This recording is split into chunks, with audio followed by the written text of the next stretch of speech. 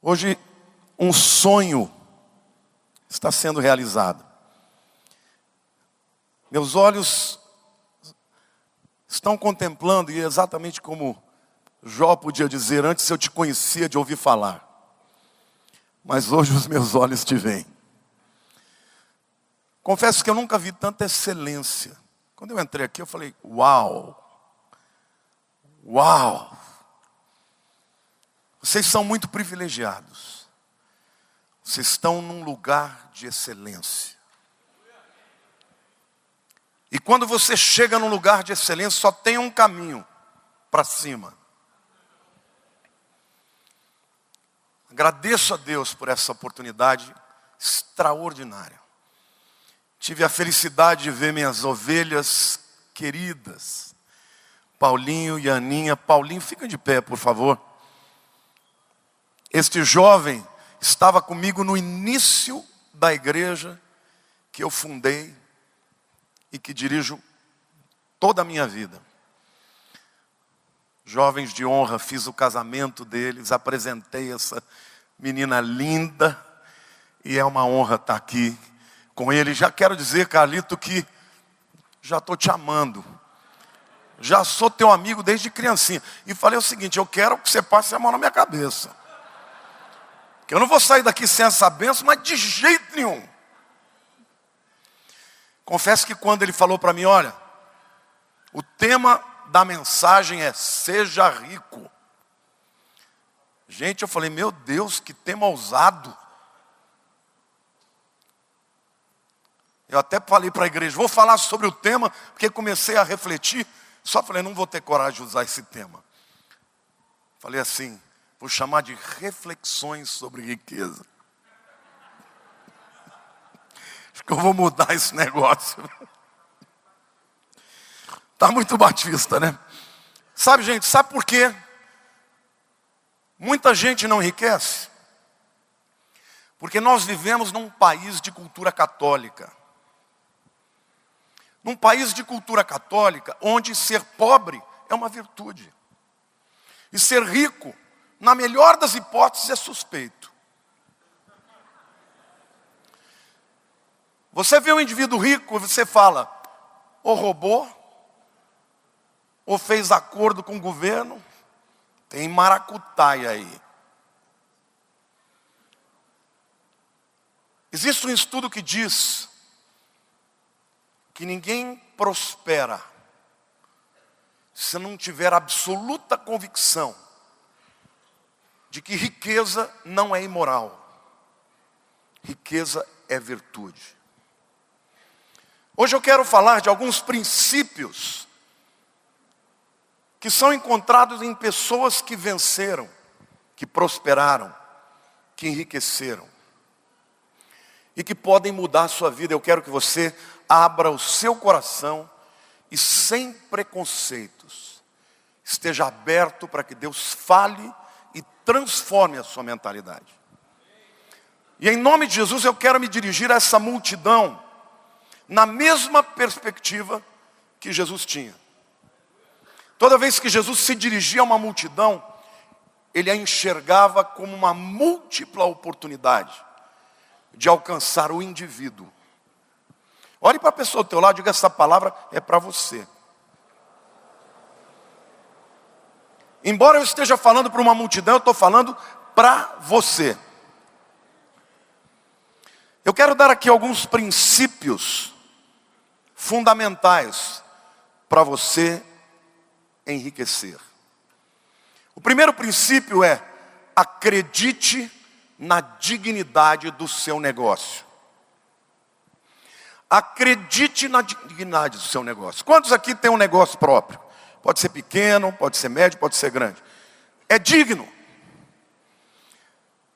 Por que o povo judeu prospera tanto? Alguém pode me dizer aqui? Eu já fiz essa pergunta na minha igreja e as pessoas dizem: porque eles são o povo de Deus. Você não é? Por que o povo judeu prospera tanto? Porque a primeira razão é cultural, gente. Na cultura judaica, no conceito do judeu, o dinheiro não é imoral. Aliás, para o judeu, dinheiro é virtude. Ah, pastor, mas isso é contra o que eu aprendi. Você sabia que a palavra dízimo, diga dízimo, no hebraico é masher, é da mesma palavra, raiz da palavra osher, que é riqueza. Então veja bem, o que Deus está dizendo? Do produto do seu trabalho você vai santificar 10% masher. E aqueles que forem fiéis em santificar o seu dízimo vão enriquecer. Osher. Deus não pede nada para si que não seja santo. Diga para a pessoa do teu lado, diga, você pode ficar rico. E o teu dinheiro é santo. Diga, o teu dinheiro é digno. Teu dinheiro é moral. Glória a Deus. Você pode aplaudir o Senhor e dizer glória a Deus.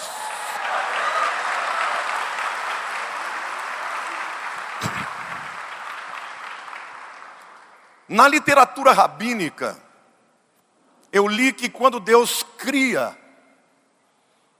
o mundo, Ele usa 7 vezes a palavra bom. Vayar Elohim Kitov. E viu o Senhor que era bom. 7 vezes. Na 8ª vez, e o número 8 na Bíblia significa o número do recomeço. Essa 8ª vez em que a palavra bom aparece, está em Gênesis 2, versículo 12. Quando Deus diz, o ouro desta terra é bom. E esta é a razão por que os judeus, em toda a história, amam trabalhar com ouro. Porque na visão judaica, o ouro é um produto de excelência, de nobreza, e é bom. Por isso que você encontra joalheiros, e do ouro vai para o dinheiro, vai para os bancos, e os judeus encaram a riqueza como algo nobre. Diga para a pessoa ao teu lado, se você quer ficar rico, não pode ter vergonha. Se você quer ficar rico, você precisa entender que a riqueza é bênção de Deus. Amém? Quantos podem dizer, eu creio? A segunda razão é psicológica. Nós somos seres holísticos. Vocês já ouviram esse termo? Holístico significa inteiro. Holos, do grego, significa inteiro. Nós somos corpo, alma e espírito.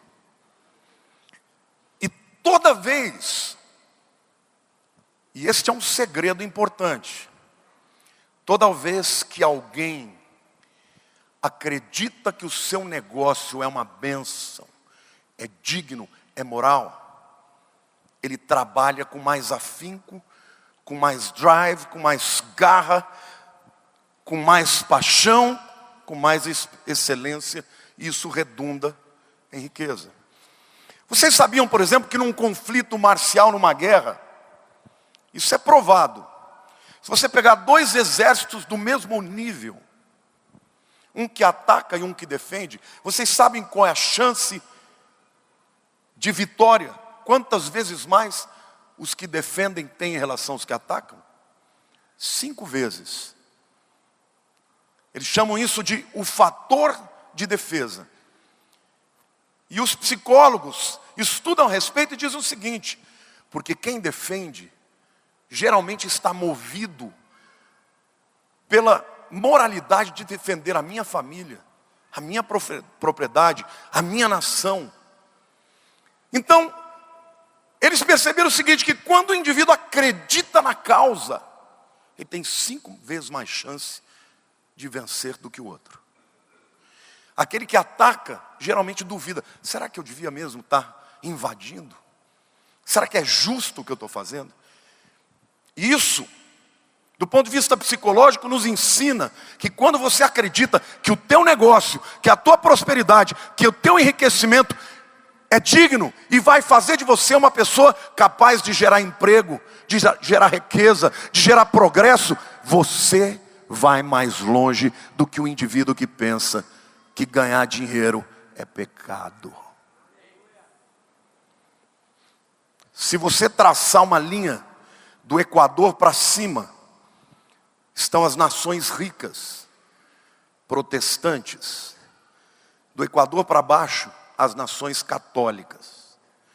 Quais são as mais ricas? As protestantes. Porque dentro da visão protestante, ganhar dinheiro é honra, é dignidade. Dentro da visão católica, ganhar dinheiro é falta de virtude. E por causa disso existe uma dissonância intelectual. Eu quero prosperar, mas ao mesmo tempo eu tenho medo de prosperar. Diga para a pessoa ao teu lado, se você quer ficar rico, você tem que querer muito. Amém, irmãos? Então, primeiro princípio, diga assim: acredite na dignidade do seu negócio. O segundo princípio importantíssimo é: descubra a sua missão. Todo mundo nasceu com uma missão na vida. Todo mundo nasceu para realizar algo nessa vida, nessa terra. E a sua missão está diretamente ligada aos problemas que você resolve. Você conhece aquele tipo de gente que diz assim: problema? Estou fora. Já ouviu gente falar assim? Então deixa eu te dizer uma coisa. Você quer ficar rico? Quantos querem ficar rico aqui? Vá onde estão os problemas. Porque quem resolve problemas ganha dinheiro.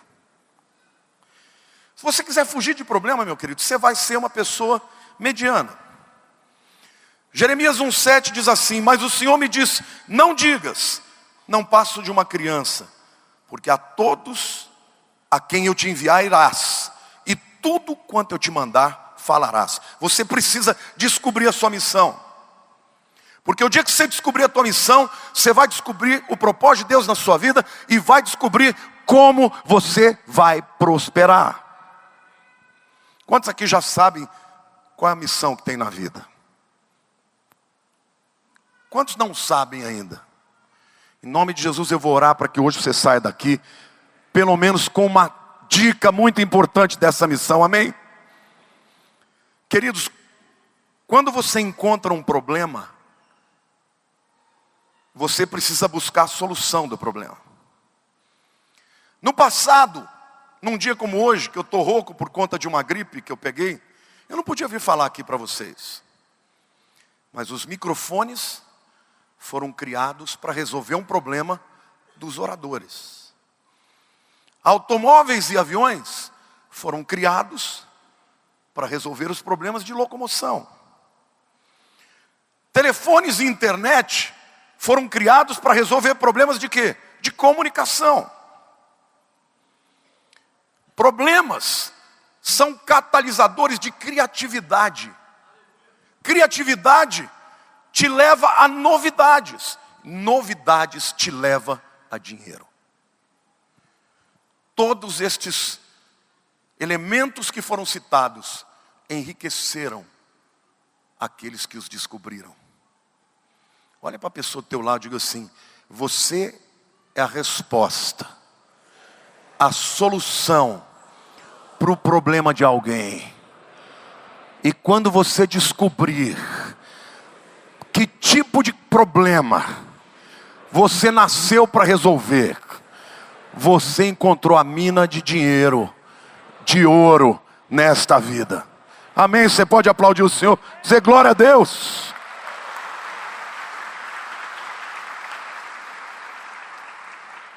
Médicos são a solução dos problemas de saúde. Advogados são a solução para os problemas legais. Atores, atletas, são as pessoas que vão resolver os problemas de entretenimento. Pastores são a solução para os problemas espirituais. Psicólogos são a solução para os problemas emocionais e psicológicos. Não importa qual seja a sua missão, meu querido. Quando você descobre a sua missão, a sua paixão, o propósito de Deus na sua vida, você vai prosperar. Sua missão precisa se tornar uma obsessão. Filipenses 3, 13 e 14 diz assim: irmãos, quanto a mim não julgo havê-lo alcançado, mas uma coisa faço. Diga assim, uma só. Paulo tinha foco. E ele diz assim: esquecendo-me das coisas que para trás ficam e avançando para as que diante de mim estão, prossigo para o alvo, pelo prêmio da soberana vocação de Deus em Cristo Jesus. Querido, nesse texto você tem algumas dicas importantíssimas. Paulo diz assim: uma coisa eu faço. Diga para a pessoa do teu lado, diga, quem faz muitas coisas, quem não tem um foco, jamais vai enriquecer. Deixa eu te dizer uma coisa, você quer ficar rico, você tem que ter foco. E foco é a capacidade que você tem de olhar para um alvo, para o prêmio que está atrás dele e deixar de ver todo o resto. Quando você foca uma coisa, todo o resto está desfocado. Se você conhecer a história de qualquer pessoa que ganhou dinheiro, você vai saber que essa pessoa tinha alvo, tinha foco. E mais do que foco, olhava o prêmio que estava depois. Queridos, até Deus promete que quando você esquece das coisas que te atrapalham e segue para o alvo que Deus tem para você, lá vai haver um prêmio depois disso. Olha para a pessoa do teu lado, diga, se você quer enriquecer, tem que aprender a ter foco, tem que aprender a desfocar o que te atrapalha, e tem que caminhar para o prêmio que você vai alcançar quando chegar no alvo. Glória a Deus. Gente desfocada não vai para lugar algum. Quer ficar rico, vai ter que dar sangue, meu irmão. Vai ter que ter foco. Não vai ser do dia para a noite. Você vai olhar para aquilo e vai lutar por aquilo. E no caminho Deus vai te abençoar, vai te dar graça. E você está olhando para o alvo e está olhando para o prêmio que vem como consequência. Nós estamos vivendo em tempo de crise. Diga para a pessoa do teu lado, diga, que bênção. Sabe por quê, querido? Porque é na crise que você fica rico. É na crise que você vai ter prosperidade. Esse é um princípio que você precisa entender. A grande maioria só prospera quando vai tudo bem. O indivíduo que Deus dá fome de riqueza, coragem para lutar por ela, criatividade para encontrar caminhos, vai prosperar é na crise. Eu vou citar na Bíblia algumas pessoas que você conhece. E eu não vou precisar contar a história deles. José estava na prisão, no calabouço. E num dia, Faraó teve um sonho horroroso. E José saiu do calabouço e foi para a sala do trono. Deus já tinha preparado ele. E no meio da crise, ele se torna governador do Egito, cheio de riquezas, de honra, de poder e de glória. Olha para a pessoa do teu lado e diga, na crise, você vai prosperar. Davi só se tornou o grande rei, porque um dia ele chega de gaiato, no vale de Elá, e encontra lá o exército de Israel inteiro, inclusive o rei, em crise, por causa do exército filisteu e de um gigante chamado Golias. Sabe, gente, Davi não sabia, mas Deus tinha colocado Golias ali, porque Golias nasceu para ser escada para Davi. Se não tivesse Golias, não tinha rei Davi. Chega um garoto lá, em vez aquele gigante afrontando durante 40 dias e 40 noites os exércitos de Israel. E ele diz assim: escuta aqui, eu ouvi um zum, zum, zum aí, ó, que quem matar esse gigante, a família inteira não vai mais pagar imposto. Eu brinco, judeuzinho, já estava de olho. Olhe para a pessoa ao teu lado e diga: não fuja dos problemas. Diga: agradeça a Deus pelos problemas, porque eles são a escada da tua prosperidade. Quantos podem aplaudir o Senhor e dizer glória a Deus?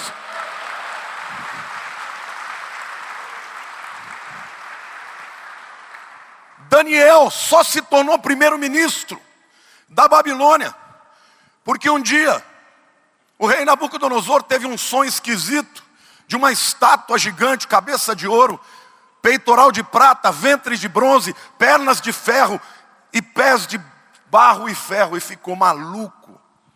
Chamou os espertos, os sábios, os adivinhos e falou: vocês que conhecem os mistérios, digam qual é o meu sonho e interpreto, porque eu estou muito preocupado. E eles, tentando ser espertos, falaram: ó Todo-Poderoso, conta-nos o sonho que a gente explica.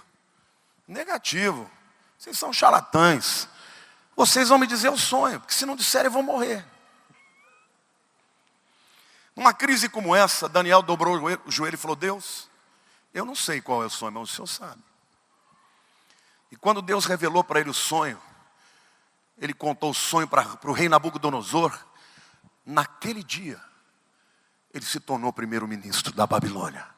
E a Bíblia diz que ele foi cheio de riquezas, de ouro, de prata, de pedras preciosas. O Senhor me manda dizer que quando você busca Deus e busca a excelência, Ele há de colocar uma crise diante de você, para que você resolva, e uma grande porta se abrirá sobre a tua vida, querido. Quantos percebem? Diga: eu creio em nome de Jesus. Esther só se tornou rainha da Pérsia por causa da crise do povo judeu, por causa de Amã e do seu decreto de exterminar o povo. Querido, problema é bênção. Diga para a pessoa ao teu lado, cutuca ela e diga assim: meu querido, problema é bênção. Diga: eu quero ser aquele que vai resolver os problemas. Qual é o elemento comum de todos esses personagens que eu citei? Todos eles ficaram muito ricos. O terceiro princípio, agora abre o teu coração, porque eu vou falar de coisas aqui muito importantes. Você precisa de bons mentores. Sabe, querido, mentores são mestres de sabedoria. Provérbios 13:20 diz assim: quem anda com os sábios será sábio, mas o companheiro dos insensatos se tornará mau.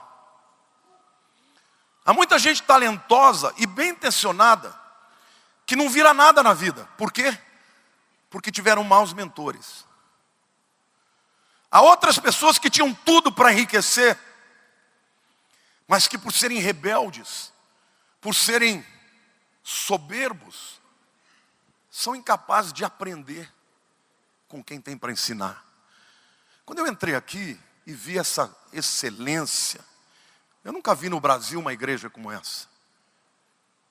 A gente respira excelência aqui. Eu já cheguei para o cara e falei: eu quero saber como é que foi isso aqui. Me conta o caminho das pedras, que eu quero saber. E eu não brinquei não, falei: vai botar a mão na minha cabeça e vai ministrar essa unção na minha vida, porque eu não sou bobo nem besta. Eu vim aqui para abençoar você, mas vou sair abençoado também. Diga para a pessoa ao teu lado: você precisa de bons mentores. Aprenda uma coisa: mentores sábios nos levam à riqueza. Conhecimento é poder. Conhecimento gera riqueza. Provérbios 8, de 12 a 18, diz o seguinte: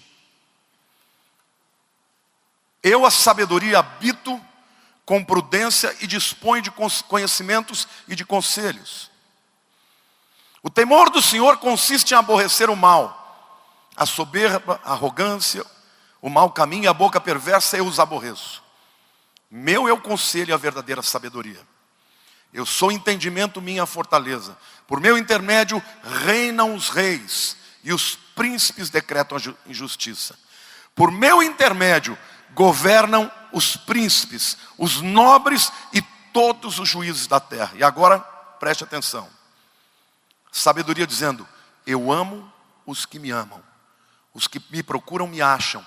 Riquezas e honra estão comigo, bens duráveis e justiça. A Bíblia está te prometendo, irmão, que se você for uma pessoa que crescer em sabedoria, riqueza virá para sua mão, honra virá para sua mão, justiça estará na sua vida, bens e riquezas duráveis. Quantos de vocês conhecem pessoas que ganharam na loteria e com a mesma velocidade que ganharam, perderam tudo? Bons mentores te ensinam a ficar rico e permanecer rico por muito tempo. Meu sogro é um grande empresário. E ele sempre me disse uma coisa: de Lamartine, ganhar dinheiro é fácil, duro é manter a riqueza. Olhe para a pessoa do teu lado e diga: você, com a sabedoria adquirida de mentores, você vai enriquecer e vai ficar cada vez mais rico por toda a sua vida. Em nome de Jesus, eu declaro isso na tua história. Em nome de Jesus, aplauda o Senhor. Libere essa unção de fé.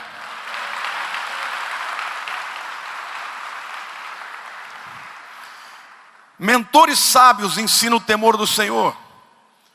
Mentores sábios ensinam a humildade. Mostram os caminhos da riqueza e da justiça. Sentar-se ao lado de um empresário, meu querido, e conversar com ele sobre a vida dele, vale mais do que um curso de MBA. Carlitos, na minha igreja, meu vice-presidente, é um dos maiores empresários desse país. Chama-se Alcides Parisotto. Fundador do Atacadão. Foi dono da Impar, que chegou a ser a maior construtora do Brasil. Esse camarada chegou na minha igreja, eu tinha umas 100 e poucas pessoas. No primeiro dia que ele ouviu a palavra, ele entregou a vida para Jesus e procurou o batistério e falou: onde é que eu vou me batizar? Eu fui uma bênção na vida dele. Casei todos os filhos, batizei os netos, quando chegaram em idade de batismo. Mas até hoje, toda semana eu sento com ele. Todo dia eu aprendo alguma coisa dele. E ele aprende alguma coisa de mim. Uma ovelha se tornou um amigo. E hoje nós temos mentorias diferentes. Ele me ensinou a pensar grande. Ele me apresentou os melhores restaurantes. Me fez mudar de nível. E eu, com a unção de Deus, que Deus me deu na vida dele, o abençoei. Meu ministério mudou por causa dele. Deixa eu dizer uma coisa para você.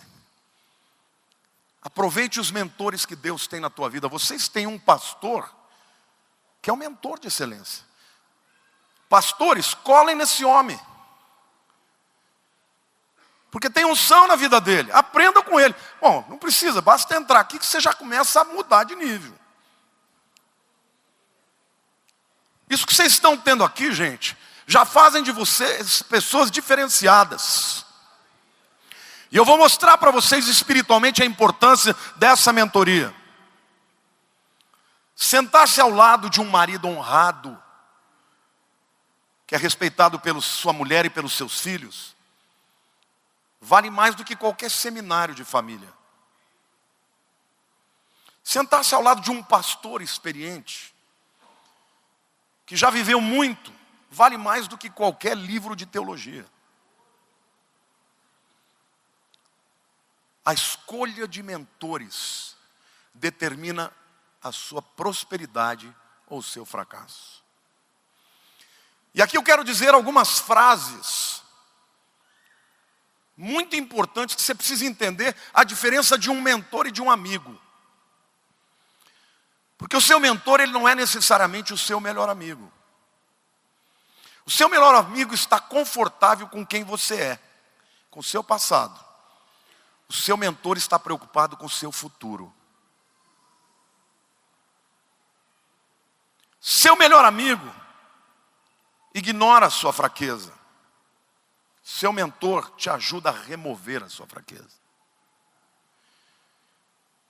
Então, se o teu líder, o teu pastor, o teu líderes de célula aponta o seu defeito, não fica nervosinho não. Deixa Deus usar a vida dele para te transformar numa pessoa melhor. Seu melhor amigo é um torcedor fanático. Seu mentor é seu técnico. Seu melhor amigo, você faz uma coisa meia boca, ele vai dizer, joia. Seu mentor vai dizer, está um lixo. Olha para a pessoa do teu lado e diga, quer enriquecer? Você precisa de mentores. Seu melhor amigo vê o que você faz certo. O seu mentor vê o que você faz errado. Olha essa aqui que é importante. Bons mentores nos ensinam que o sucesso importa. Quantos aqui acham que o sucesso importa? Querido, se você não tiver essa consciência de que qualquer negócio que você vá fazer, você precisa ser bem sucedido, você não vai a lugar algum. Será que tem aqui algum Michelangelo hoje? Provavelmente não. Será que tem algum Michael Jordan aqui? Provavelmente não. Tem algum Pelé aqui? Não? Será que tem algum Bill Gates aqui? Warren Buffett? Por que eu estou fazendo esse tipo de pergunta? Porque esses camaradas geniais receberam dons extraordinários que para eles, fazer o que eles fazem é quase mágico. Olhe para a pessoa do teu lado e diga assim, mas você provavelmente não é nenhum deles. Mas isso não quer dizer que você não possa ficar muito bom, excelente no que você faça, e alcançar através daquilo que Deus te deu, a excelência que vai gerar riqueza, prosperidade, sucesso, honra, diante dos homens e diante de Deus, amém ou não? Eu quero provar isso para vocês. Se você pegar a revista Forbes, que todo ano apresenta os 400 homens mais ricos do mundo, todos os anos, de 60 a 100 são judeus. Nós estamos falando de 15 a 25%. O que é que esse povo tem de diferente? Dentre esses não tem nenhum Bill Gates, nenhum Michael Jordan, mas eles estão lá.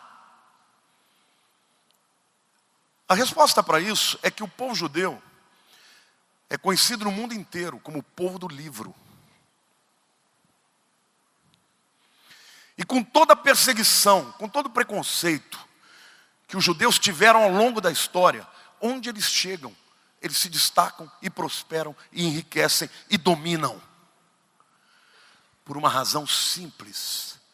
Quando Deus chama o povo de Israel, e no Shema Israel, Deuteronômio 6, Deus ensina o caminho da prosperidade.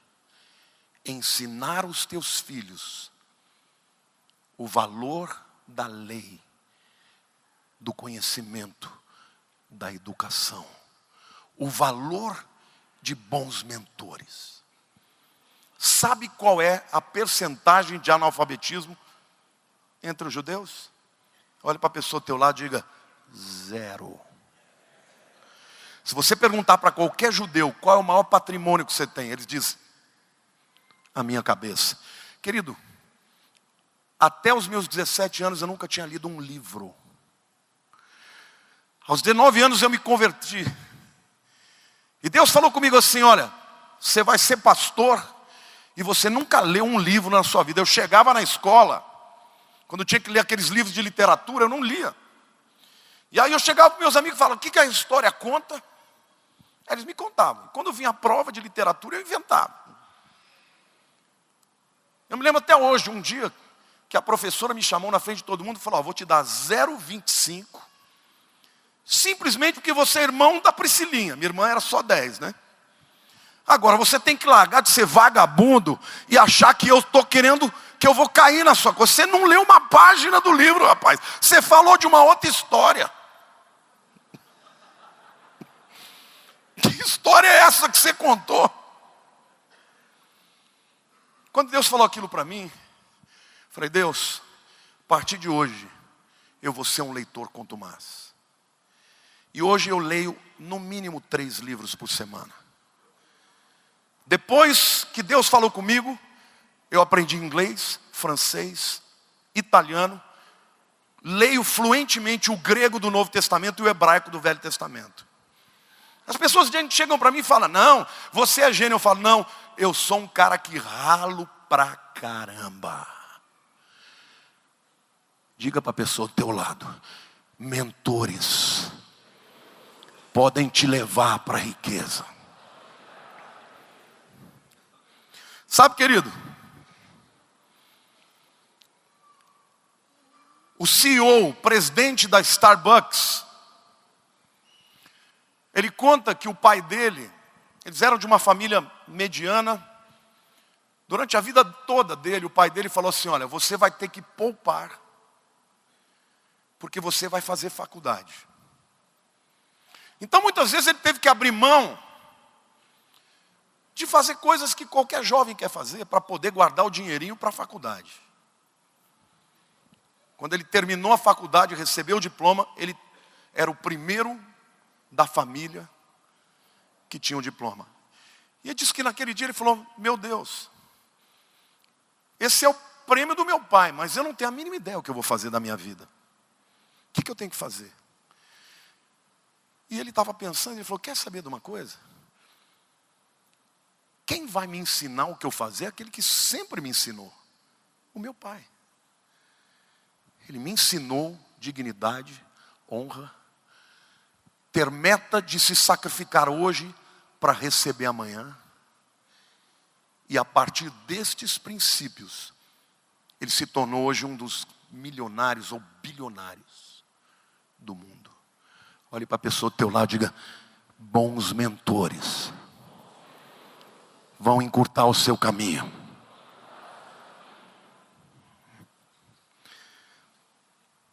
Respeite, queridos, os valores que os bons mentores te ensinam. Respeite os ensinamentos que você aprende. Ninguém alcança riqueza se não dominar a sua área. Vocês sabiam que a maioria dos jogadores de futebol do Brasil não ganham 3 mil reais por mês? E o Neymar? Por que ele ganha tanto? Porque ele é excelente. Ninguém atinge a excelência sem trilhar o caminho do esforço e do trabalho. E sabe qual é o caminho da prosperidade? Existe um caminho que tem 3 passos, que vale para qualquer área na tua vida. Quantos querem aprender esse caminho para a riqueza? Diga o primeiro passo, diga aprendizado. Segundo passo, diga entendimento. Terceiro passo, diga prática. Isso vale para qualquer coisa. Se você for um carpinteiro, se você for pintor, se for um instrumentista, se for um negociador. O primeiro passo, a primeira fase, é aprender as técnicas. Você conhece o teu produto? Você conhece o teu negócio? Você conhece bem? Você precisa aprender as técnicas. O segundo passo é entender os princípios que estão por detrás daquilo. Como as técnicas funcionam. E o terceiro passo é você praticar até chegar à excelência. Eu vou contar para vocês como é que eu aprendi inglês. Eu estava estudando no Palavra da Vida, eu recebi, veio um pregador americano chamado Dwight Pentecost. E eu não sabia falar, how are you? A minha mulher havia estudado, fez o high school, terceiro colegial nos Estados Unidos, então ela me explicou, falou, vai lá, diga, I'd like to invite you to have dinner at home. Falei com essa fluência, mas não entendia nada do que eu estava falando. O cara, oh yeah. Chegou a noite, o cara veio, ele fazia uma pergunta para mim, eu perguntava para ela. Saí dali humilhado. Falei, eu vou aprender inglês. Comprei um curso da BBC de Londres, de 200 horas. Cada aula, no final, tinha uma música. Como eu sou músico, toco violão, piano, eu decorava a música, tirava. E para encurtar a história, em 6 meses, eu falava fluentemente inglês. As pessoas vão dizer, gênio. Não, queridos. Sentava na mesa, a Lília falava comigo em português, eu respondia em inglês. A Érica tinha trauma, porque quando eu começava a aprender uma língua, eu só falava com elas naquela língua. Eu me lembro que um dia eu acordei expulsando o demônio em inglês. Stop in Jesus' name. I cast you out right now. Eu te expulso em nome de Jesus. Para aí, demônio desgraçado. Aí as pessoas vêm e falam, uau, como você é gênio. Vai perguntar para minha família o preço que eles pagam. Era o dia inteiro. Conhecimento. Na 7ª série, eu descobri o violão. Desde cedo eu já era meio maluco assim, para ser obstinado. Eu fiquei tão apaixonado pelo violão que eu tocava violão o dia inteiro. 16 horas por dia. Chegou no final do ano, eu estava na 7ª série, eu ia bombar em matemática. Minha mãe falou, se repetir eu vendo o violão, você nunca mais toca. Em 2 semanas eu estudei e tirei 10 na prova de matemática. Vocês podem não acreditar, mas em 6 meses eu já tirava todas as músicas de Baden Powell, Toquinho, Paulinho Nogueira. Paulinho está ali, ele lembra. Mentoria, obstinação pela excelência. Olhe para a pessoa do teu lado e diga, você quer ficar rico? Tem que buscar a excelência. Tem que ser obstinado. Tem que ter o foco. E tem que olhar o prêmio que está depois do foco. Amém? Glória a Deus. Você pode aplaudir o Senhor? Diga, eu creio.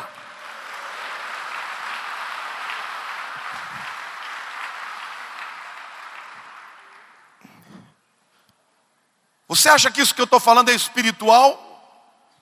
Ou simplesmente é um coaching? Eu vou dizer para você a importância de você estudar uma língua, por exemplo, a língua hebraica, que é a língua de Deus. A palavra fé, isso aqui eu nunca li em lugar algum, tá?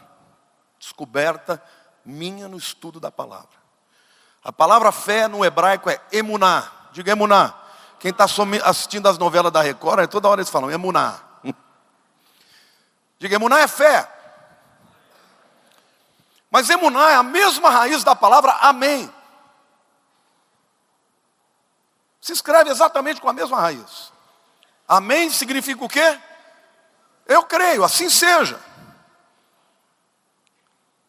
Mas a mesma palavra, a mesma raiz da palavra amém, oman, muda só as vogais, mesma raiz. É a palavra para artista, para profissional, para aquele que realiza no nível da excelência. Se você vir um indivíduo que toca piano meia boca, ele pode tocar muito, bater muito, fazer muita força e não sair som nenhum. Você pega um indivíduo que é um artista, como por exemplo na minha igreja, eu ganhei para Jesus a primeira pianista da OSESP. O dia que ela veio pedir oração para mim, ela ia concorrer com 2.000 pianistas. E eu orei e profetizei, você vai ganhar. E ganhou. Ela pode tocar, atirei o pau no gato, que você fica arrepiado. Uau!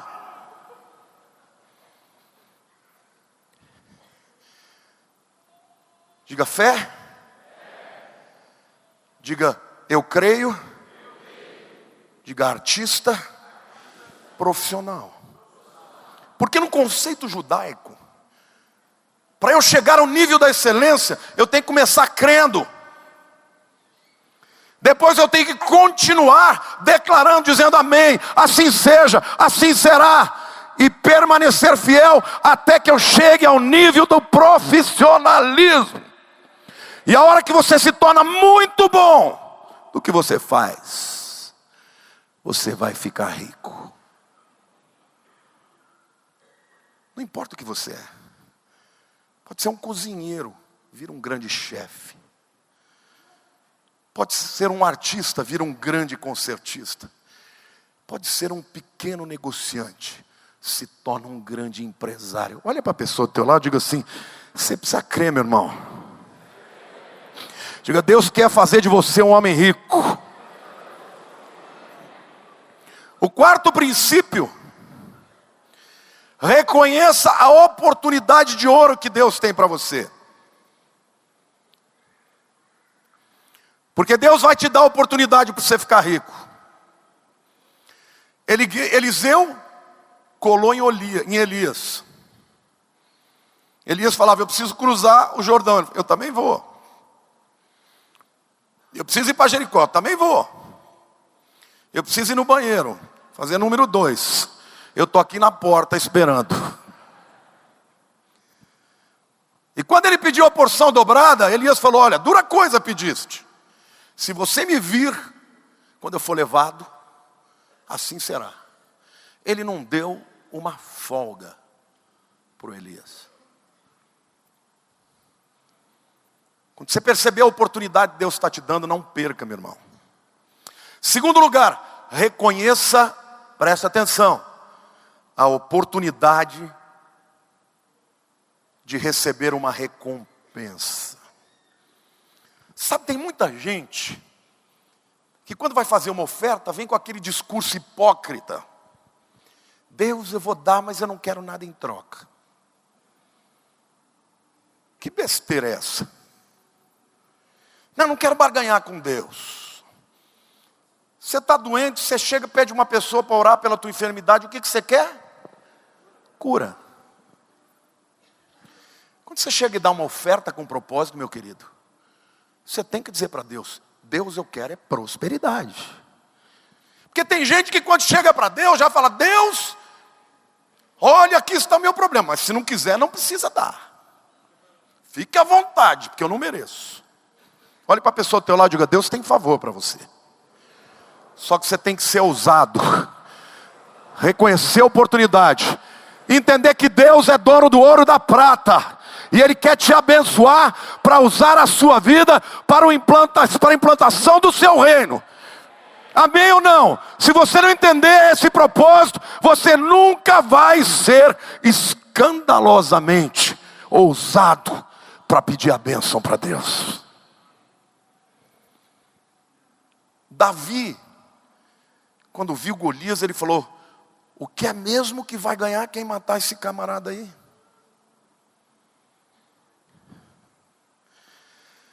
Reconheça a oportunidade de ganhar dinheiro. Não é pecado. O dinheiro pode ser um instrumento maravilhoso. A Bíblia diz que o amor ao dinheiro é a raiz de todos os males, mas não o dinheiro. Jesus foi sustentado durante os seus 3 anos de ministério por mulheres ricas. Não há nenhum problema em você ganhar dinheiro.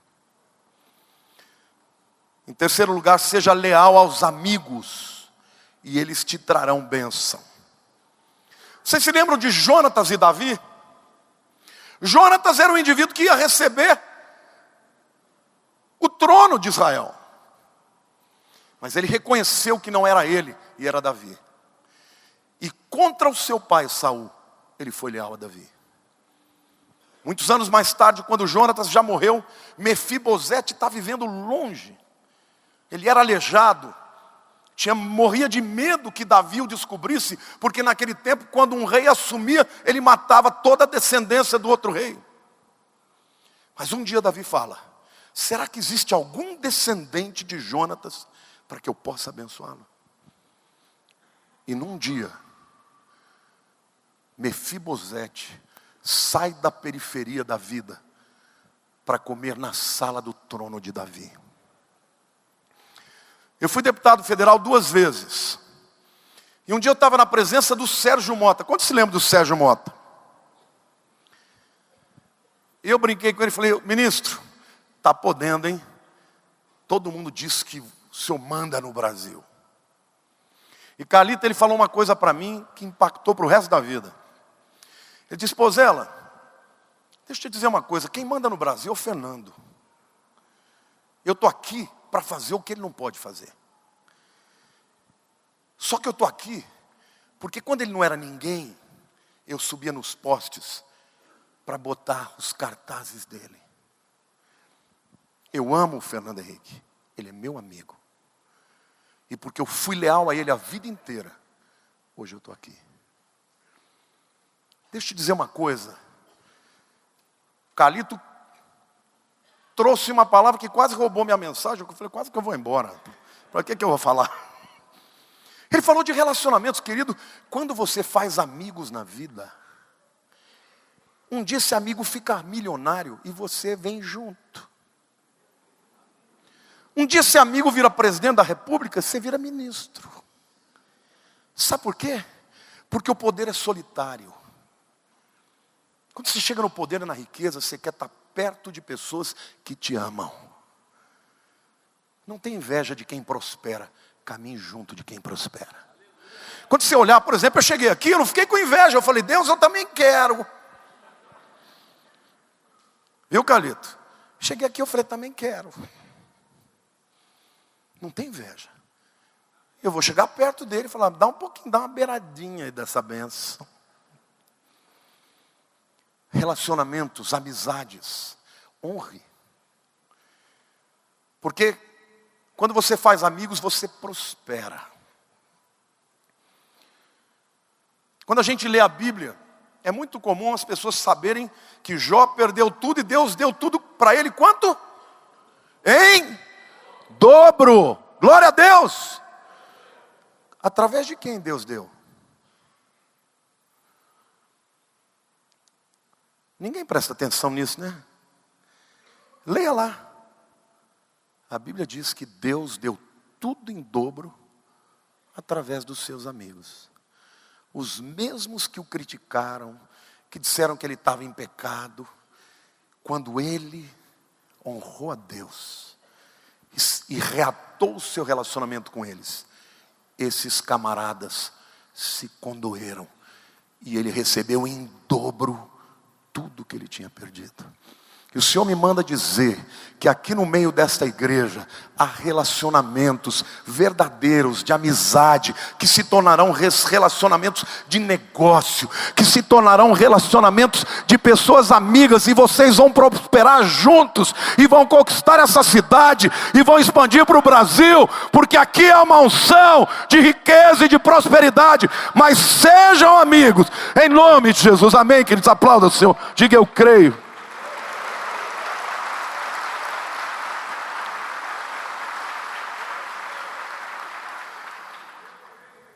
Eu quero terminar da mesma maneira como eu comecei, falando da dignidade do teu empreendimento, do teu negócio, dos lucros que você vai ter. Gálatas 6:7 diz assim: não vos enganeis, de Deus não se zomba, aquilo que o homem semear, isto também ceifará. Eu quero terminar dizendo para você o seguinte: seja honesto no teu negócio. Pessoas honestas prosperam por um tempo, mas um dia vão ser descobertas. Seja bondoso nos relacionamentos. Seja bom para os de baixo, para os seus empregados. Talvez o seu empregado um dia seja milionário. Honre as pessoas que merecem honra. A palavra honra no hebraico, sabe como é que chama? Kavod. Kavod é a palavra que significa peso. Por exemplo, gordo como eu. Em hebraico você diz ani kaved. Honra significa peso. E sabe qual é a origem disso? Peso em ouro. Porque a maneira como as pessoas eram honradas na antiguidade era em ouro. Diga para a pessoa do teu lado, diga assim: a Bíblia diz: a quem honra, honra. Quando você honra alguém, isso atrai riqueza para a tua vida. Está me entendendo? Honre ao seu pai, honre a sua mãe, honre ao seu chefe, honre o salário que você ganha. Não fique, trabalhando somente na presença do teu patrão. Seja excelente, honre a Deus e a prosperidade virá a você. Uma pessoa que honra, certamente alcançará a prosperidade e a riqueza. Não há nada de mal no dinheiro. Eu gosto de terminar no tempo que me dão. Faltam 5 minutos. Eu tenho um recado para os ricos deste mundo. Olhe para a pessoa do teu lado e diga: essa palavra é para você. Porque você veio aqui hoje. Ou você foi rico, ou é, ou vai ser.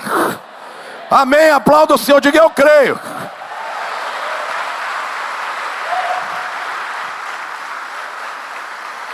Então esse texto que eu vou dizer aqui é para você.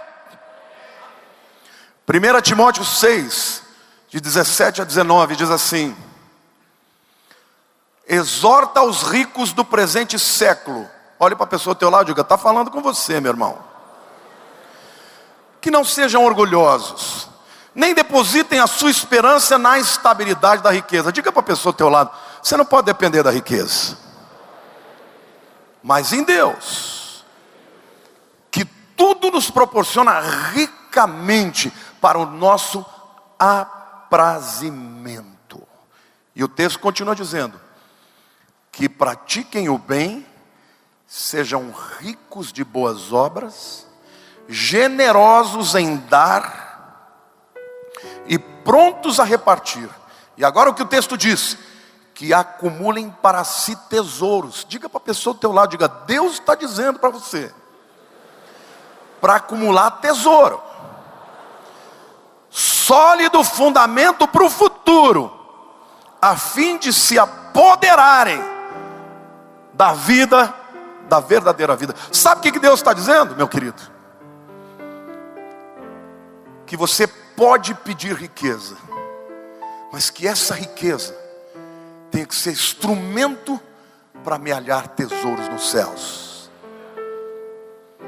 Que você deve pedir a Deus a prosperidade e a bênção, mas para que quando ela chegar na sua vida, você seja generoso, bondoso, divida com os que têm menos e, sobretudo, use para o reino de Deus.